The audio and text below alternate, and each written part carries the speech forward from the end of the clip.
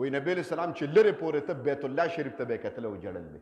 خلکو د کلي نه بار کو کنه. اوس انداز ته ګوره عثمان ورته وی چابي رانه نشي اغستی چابي نه در کوم دننه دې نه پرېږدم د کلي نه نبی علیہ السلام مبارک بار کړ کافران. وی چې کله دوباره مکه فتح شوه او نبی علیہ السلام مبارک راغی هم هغه کس ولاړ دی عثمان یې نامه ده چابي ورسره بیا هم ده مکه فتح شوې ده کفر مغلوب شه اسلام غالب شه. الله حیث ما کنت بنده ته تقوا اختیار کا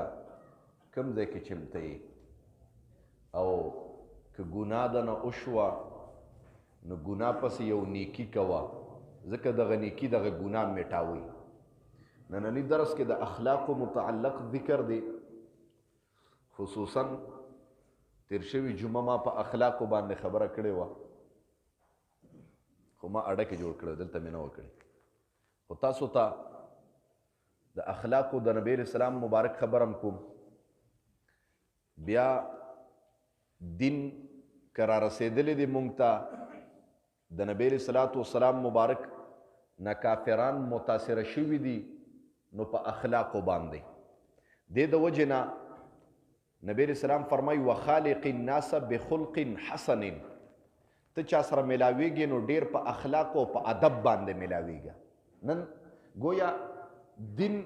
دو درس ورکوي دین اسلام دو درس ورکوي د ټولو نه مخکې دین اسلام د حیا درس ورکوي چې تا کې حیا وه نو ته به ځان د ګناه نه بچ کې د بل حق نه به هم ځان بچ کې د الله د یرې نه به ته هر څه کې چې یو شی دی په ټکې یو ټکې دی چې حیا یې نامه ده نو که په اسلام کې گویا تا کې حیا پیدا شوه گویا اسلام در کې پیدا شو او که تا کې اسلام حیا نه وه نو تا کې اسلام هم نشته. گویا نبی علیہ السلام فرمایي وی اذا فاتک الحیاء فاصنع ما شئت کله چې د نه حیا لاړه شي نو چې بیا څه کې هغه کوه.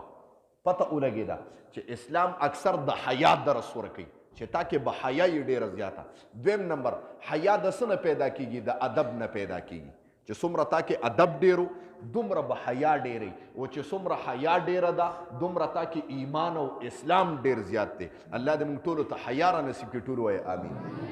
دې د وجې نه نبی علیہ السلام مبارک فرمایي ګوره د نبی علیہ السلام دغه چې مو د نبی علیہ السلام یو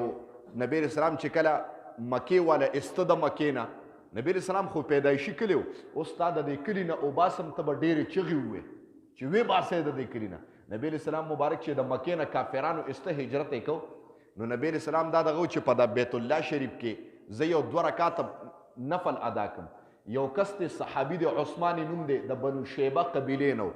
یو عثمان بن عفان دی چې نبی علیہ السلام ول 2 لوریانې مور کړې وې عثمان غنی باندې یادېږي هغه نه بل عثمانو د سره د بیت الله شریف چابي وه.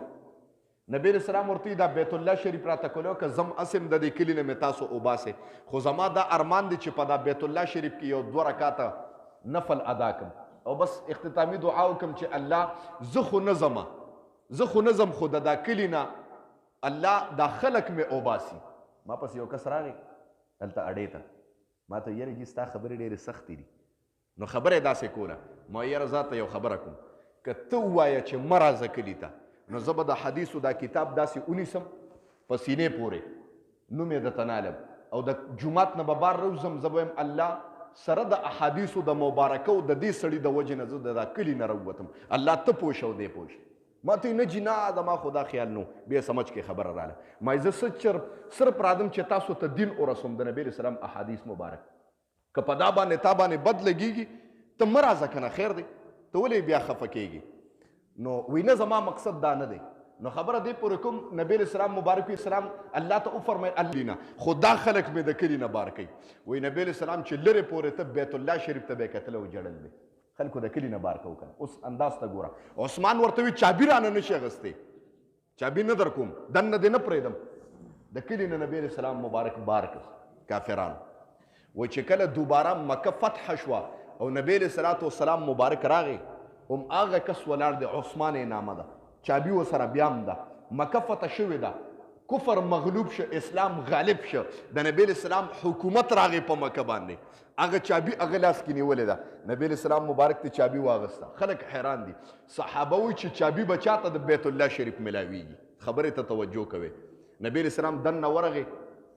مونځ یې وکړه بار چې راووته صحابه حیران دي چې چابي به چاته میلاویږي نبی علیه السلام هغه چابي راواغسته او هغه کس له دوباره ورکړوي دا ستا حق دی واله زه دا نه کوم هغه ډېر یېرېده چې چابي خو به چابي هم علي لاړه به شي او زما خاندان به دغه شي ځکه ما نبی علیه السلام دم نه بیت الله نه دی پرېښی نبی علیه السلام له چابي بیا هم ورکړوي دا واله دا ستا حق دی هغه چابي لاس کې نیولې ده او سره د هغې باندې د نبی علیه السلام مبارک په خپو باندې پرېوته ټول خاندان الله تبارک وتعالی مسلمانان ته کلمې وي ټول څوک سره سبحان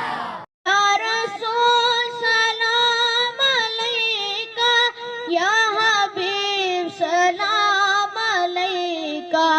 सलाम